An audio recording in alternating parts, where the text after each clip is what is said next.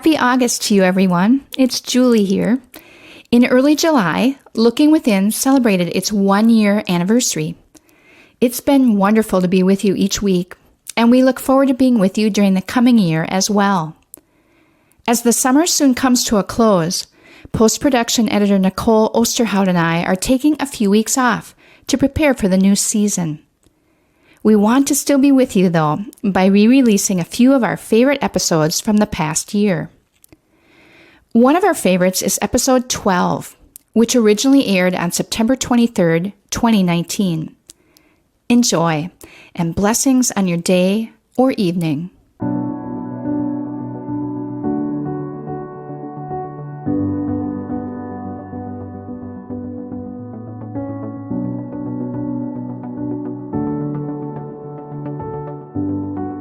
Welcome to Looking Within, a podcast for the spiritual explorer in each of us. I'm Julie.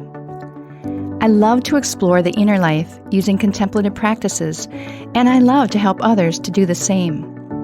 In our time together, I hope you gain a sense of hope, meaning, joy, and love.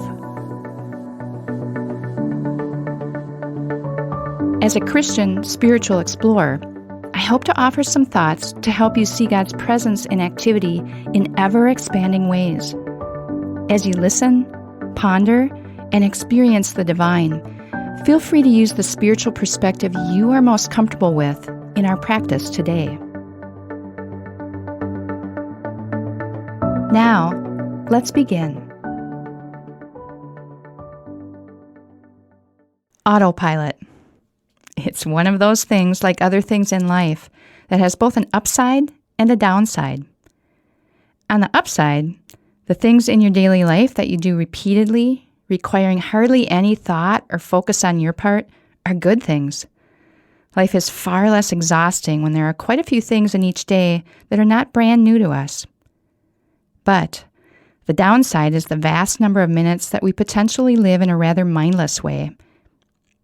In the midst of the helpfulness of autopilot, there's the likelihood of moving through our day without being very awake to, aware of, and mindful of things that we might want to be noticing. The opposite natures of autopilot and mindful awareness set the stage for today's episode called Coconuts of Wakefulness. This title flows out of a quote from the late Chogyam Trungpa Rinpoche, a pivotal figure in bringing Tibetan Buddhism to the West. Here's the quote. "In the garden of gentle sanity, may you be bombarded by coconuts of wakefulness." Hear it once more. In the garden of gentle sanity, may you be bombarded by coconuts of wakefulness. What a great quote. Slightly quirky, but I love the visual. As I read the quote, the garden of gentle sanity reminds me of those blissful moments of life, perhaps those moments on autopilot, pretty stress-free and flowing along quite nicely. We often live with the illusion that we can hang on indefinitely to the pleasant situations of life. We cruise along with the feeling that our job is stable, at least for a while, that the people we love in our life will always be around, even though death or job changes or relocations happen all the time. Even our homes and possessions seem pretty solid until a tornado or fire or high winds or a flooding river changes all that in an instant. Yes, these are the coconuts that descend from above, maybe even bombarding us with more than one coconut at a time. It's very humbling, isn't it, to be reminded of all the things that can fluctuate or change both in our own lives and in the world around us. There really is nothing permanent to hold on to in life. Our sense of security can seem pretty elusive when we step out of autopilot and face the things that life can throw at us. So, what can we learn today from our quote, "In the garden of gentle sanity, may you be bombarded by coconuts of wakefulness"? Just this, and this is big. Things are going to happen in life that wake us up, and we actually need this at times.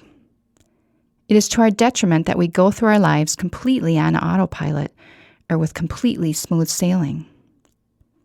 C.S. Lewis said that pain is God's megaphone to a deaf world. I'm not wishing horrific pain or suffering on any of us, but there are times when getting hit on the head with some wakefulness is really helpful to us. It shakes us out of some ruts we may find ourselves in, or may make us more open to seeing things in a new light or with more openness. And let me add one more thing about suffering, a more expansive way of thinking about it. Suffering can be anything that isn't what I want in life. It's those occasions or circumstances where life isn't matching the script I've mentally written, and when life isn't working out the way I'd like it to. So when the unexpected or unwanted hits us, we tend to wake up, to become conscious and mindful, to see things as they really are, to see our lives as they really are. We likely begin to see things with God's eyes, becoming more attuned to the subtleties of God's messages and nudges. Rather than resisting and creating suffering for ourselves through our resistance to life, always desiring to have things different than the way they are, perhaps we surrender a bit more, allowing life to live through us, being present to the moment and to how God seems to be orchestrating things in our lives.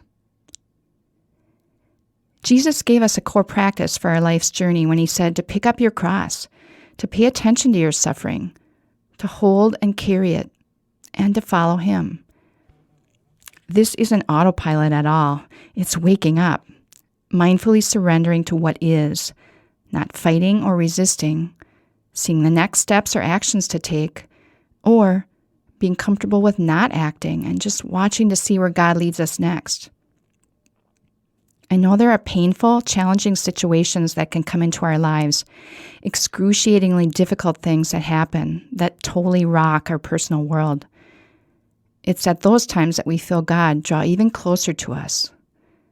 And for the many times that less weighty coconuts hit our head, the truths and messages of the bombarding coconuts are usually pretty helpful on the journey if we let them be.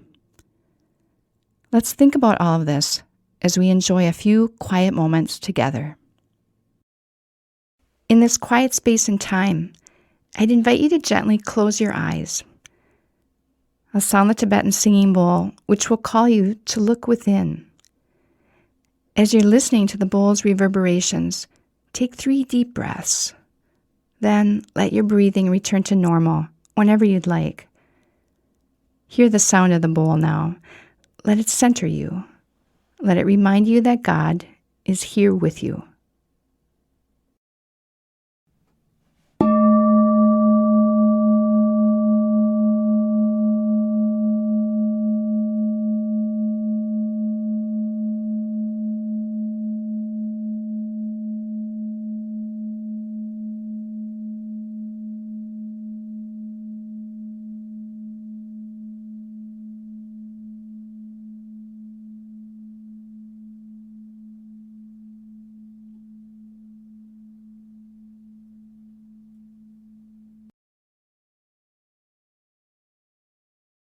So, what coconut has hit you on the head recently? How is it a wake-up call? What did it teach you? And oh, by the way, how else would God get your attention? I'll be back with you in about 3 minutes.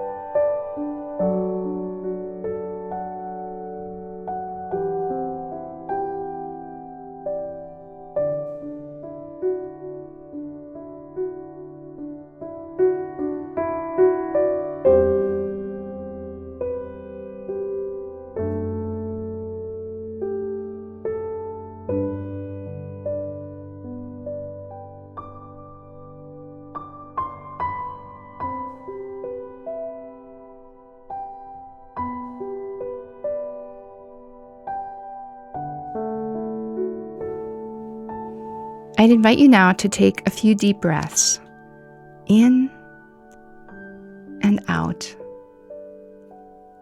in and out. Let these breaths fill you with strength and energy. Hear me sound the Tibetan singing bowl, and as the sound of the bowl reverberates and slowly dies away, you can gently open your eyes, remaining still for a moment longer.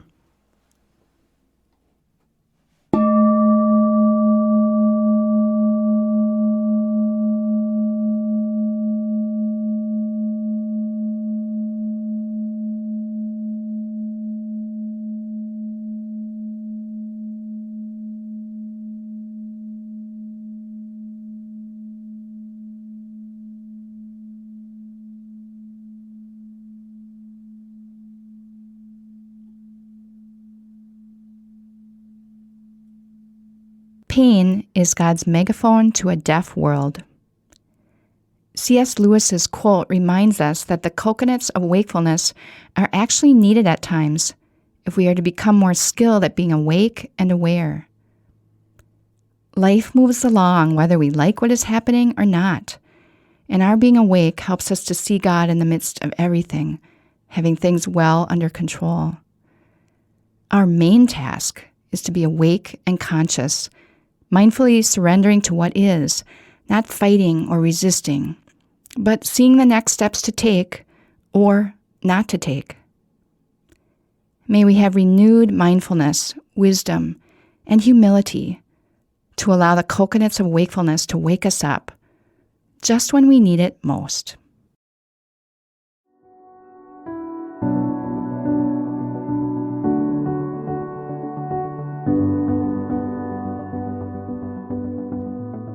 Thank you for making time for your inner self today. Whatever you've discovered and experienced, carry that with you in the coming days. You can find more episodes at our website, gloria-day, that's DEI.com/lookingwithinpodcast, or subscribe through your favorite podcast app. We'll see you next time.